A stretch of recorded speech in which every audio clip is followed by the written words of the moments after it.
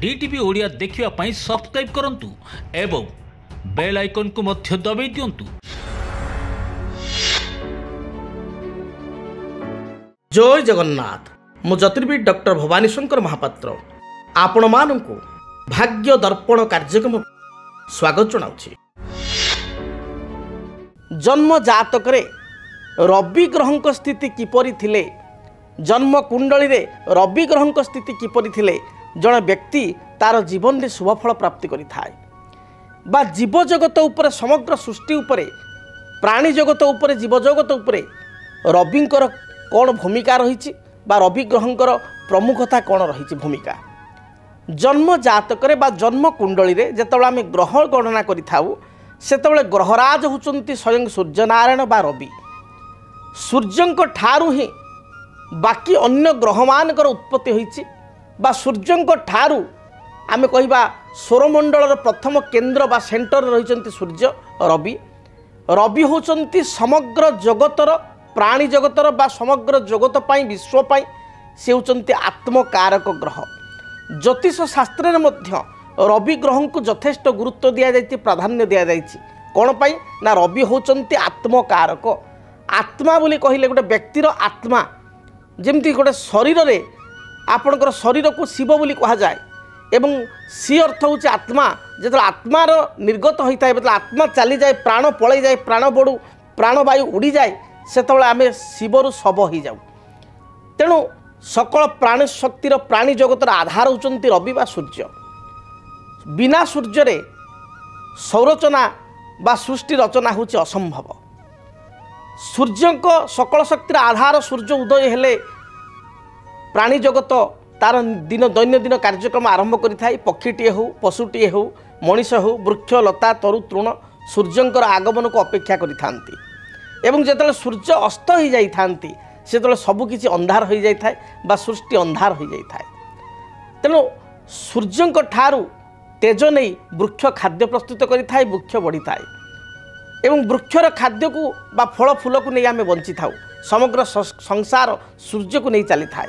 से भली जन्म जातक बा ज्योतिष चक्र बा ज्योतिष जातक ज्योतिष मतरे आमे सूर्य को आत्मकारक कही था। जेहेतु से आत्मा से होचंती प्राण, सकल शक्तिर प्राण, सकल शक्तिर आधार एवं सूर्य होचंती जातक पितृकारक। पितृकारक एभली कहगला जेभली पिताटीए तार संतान मानकर जत्न नहीं थाए, संतान मानकर खाद्य पेय पानीय ठारू आरंभ करी दिनचर्या ठू आरंभ करी संतान माने केमिति आगु बढ़िबे, से माने जीवन युद्ध केमिति आगु अग्रसर हेबे, निजे केमिति निज गोड़े छिड़ा हेबे, ये कथा जेमिति प्रत्येक संतान दायित्व पिताटीए नहीं थाए बा परिवार संपूर्ण दायित्व पिताटीए नहीं थाए। से सूर्य होचंती आमर पिता, पितृ स्वरूप। तेणु सूर्य को पिता बोली चिंता करा। सूर्य होचंती पितृकारक। जदि जन्म जातक रवि बा सूर्य राहु सहित युक्त हो जाती, राहु द्वारा सूर्य ग्रहित होता, राहु युक्त हेले सूर्य ग्रहित होता। जदि सूर्य ग्रहित होता राहु युक्त हो, सूर्य तुला राशि रे निचस्थ अवस्था थांती। सूर्यंकर शत्रु होचंती शत्रु ग्रह जदि देखिबा ताले शनि शुक्र।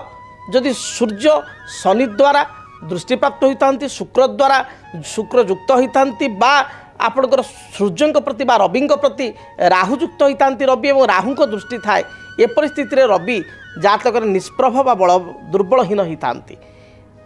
जदि जातक रवि मेषराशि रे उच्चस्थ थांती, जदि जातक रवि मंगल सहित युक्त होता, जदि जन्मकुंडली रे रवि गुरु बा रवि बृहस्पति एकत्र थांती, जदि जातक रवि एवं बुध भल स्थिति थाई बुधादित्य योग सृष्टि करि थाए, ताले व्यक्ति विशेष जीवन में अशेष ख्याति जश प्रतिष्ठा प्राप्ति करि थांती। जो मानक जन्म जातक रवि गुरु सहित युक्त होता, गुरुंक दृष्टि थांती, रवि उच्च थांती, रवि स्वराशि सिंह राशि रही थांती, रवि मित्र राशि अर्थात मेष, मिथुन, कर्कट, सिंह, कन्या किंबा धनु बा मीन थांती। एपरि स्थिति रे व्यक्ति विशेष पिता मध्य बापा मध्य ख्याति संपन्न होता, तांकर पितृकूल जो कहा जाए तांकर कूल बा वंश ये मध्य ख्याति संपन्न होता है बा व्यक्तिर पिता से जातकर पिता बहुत बलशाली होता बा धनशाली, वित्तशाली, क्षमताशाली, प्रतिपत्तशाली होता।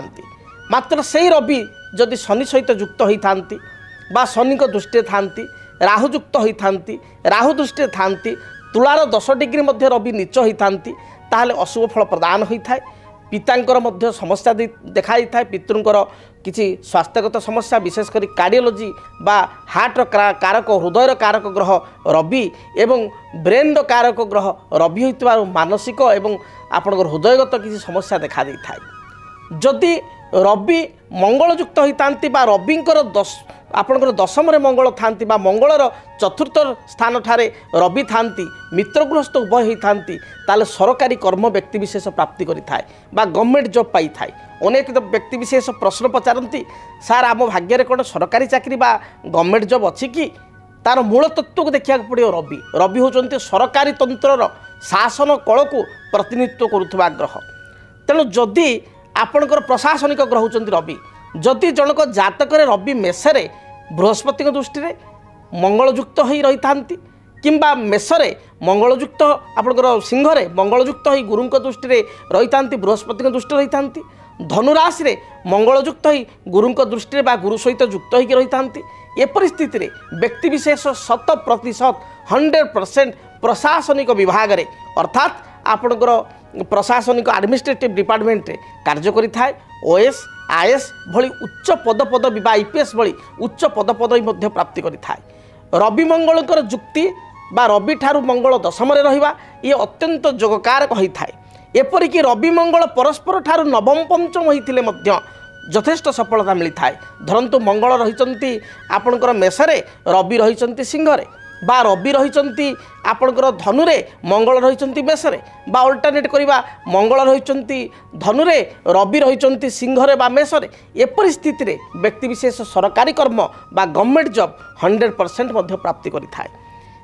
बाकी ग्रह मानक मध्य देखिया पड़ी थाए जे भली मंगलंकर स्थिति कारण रवि मंगल उभय होचंती गवर्नमेंट जॉब बा प्रशासनिक ग्रहर कारकत्व ग्रह बा आपणकर गवर्नमेंट जॉब कारकत्व ग्रह तेणु रवि मंगल स्थिति जहाँ तक भल थे विशेषकर रविंकर प्रथमे 1 नंबर रवि स्थिति भल थे जड़े गवर्नमेंट जॉब पाई थाए शास्त्र सुंदर कथा कहुई तुलायम दशम अंशे जदि पंकज बोधिनी सहस्रे राज जौगेण भंग माह पराशर तुलार 10 डिग्री मध्य रवि होचंती संपूर्ण नीच बा संपूर्ण अस्त तांकर सत्ता हरई थांती रवि तेणु महर्षि पराशर कहते तुलार 10 डिग्री मध्य जदि रवि थांती 10 डिग्री मध्य जदि विदिन 10 डिग्री तुलारे थांती लिब्रारे थांती ताले रवि संपूर्ण निस्तेज होता रविंकर रत्न होची माणिक्य माणिक्य बा आमे ताकू कहिता रुबी जदि आपणक जन्म जातक आपणकर लग्न मेष लग्न आपणकर लग्न मिथुन लग्न आपणकर लग्न कर्कट लग्न आपण मानकर लग्न सिंह लग्न आपण मानकर कन्या लग्न आपण मानकर बिछा लग्न आपणकर धनु लग्न एवं मीन लग्न आपणक पाई रवि होचंती अत्यंत जोगकारक ग्रह जदि एई लग्न रे आपण माने जन्म ग्रहण करिसंती मात्र रवि पाप घरे जे भली आपणकर शत्रु राशि रे अर्थात वृषरे अर्थात तुलारे अर्थात मकरे अर्थात कुंभरे राहु शनि एमानक सहित युक्त बा दृष्ट ही थांती बा तुलारे नीच ही थांती ए परिस्थिति रे रविंकर रत्न होची माणिक्य बा रुबी ताको आपण माने धारण करंतु डाहाण हाथ अनामिका अंगुठे राइट हैंड रिंग फिंगर सुना मुद्रे किंबा ब्रोंज बा पंचधातु आपण ताको धारण करंतु सुनिश्चित शुभफल प्राप्ति करेंगे रवि जदि जातक दुर्बल होती रविंकर दशा चली पितांकर किसी कष्ट हो पितृ कष्ट हो पैतृक संपत्ति को नहीं जदि किसी विवाद चली रेगुलार आपण सूर्योदय पूर्वर आपण उठा शज्या त्याग करने को चेष्टा करूँ सूर्य लाइट्रे सनलाइट्रे कौन खरारे आपण चलाबुला करूँ या द्वारा आपणकर मानसिक स्थिति विकास हो कर्मक्षेत्र विकास हो एवं ता सहित आपको विटामिन डी प्रचुर मात्रा मिल एवं पैतृक संपत्ति को नहीं विवाद थाए दूरीभूत हो प्रत्येक दिन स्नान कर्म समापन पर गोटे तंबा ढाल जल एवं सामान्य गुड़ खंड को भल भाव खंड गुड़ को मिश्रित करी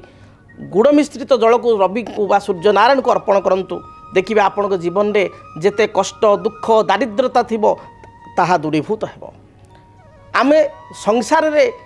जीवंत भगवान रूप से सूर्य और चंद्र को दर्शन करिथाउ आपण जदि देखिए स्व शरीर में बा जीवंत अवस्था आम सूर्य को दर्शन करूँ प्रत्येक दिन तेणु रविवार दिन सात्विक भोजन ग्रहण करूँ रविवार केबे हेले मध्य लाइफ रे आमिष खातु ना विभिन्न धर्मशास्त्र और ज्योतिष शास्त्र कथा को आप मानतु आपण देखिए जिते भी आपंकर ऋण अच्छी आप लोन रे करज रे बुड़िक रही आर्थिक समस्या देखा दूची आप केवल रविवार दिन देखु स्वात्विक भोजन ग्रहण करूँ या द्वारा आपण जीवन में थिबा रोग दुख दारिद्रता संपूर्ण दूरीभूत हो तेणु आपण मैंने जानिले रवि ग्रहंकर जीवजगत एवं आम जन्म जातक उपर कौन भूमिका रही एवं रवि ग्रहंकर जदि दुर्बलता रही रवि ग्रह जदि जातक दुर्बल अच्छा ताहले कौन प्रतिकार करवा जदि आपणक जीवन रे व्यक्तिगत पारिवारिक समस्या कर्मक्षेत्र नियुक्ति वैवाहिक समस्या वास्तु दोष एवं माली मकदमा आदि समस्या थाए ताहेले समस्यार समाधान और परामर्श पाई आमकु जोगाजोग करंतु। ज्योतिर्विद doctor Bhawani Shankar Mahapatra, Budheswari colony, plot number 26, Bhubaneswar. Phone number 9776833302 9439444924। आमर वेबसाइट www.srijagannathastro.com। DTV ओडिया देखिवा पई सब्सक्राइब करंतु एवं बेल आइकन को मध्य दबाई दियंतु।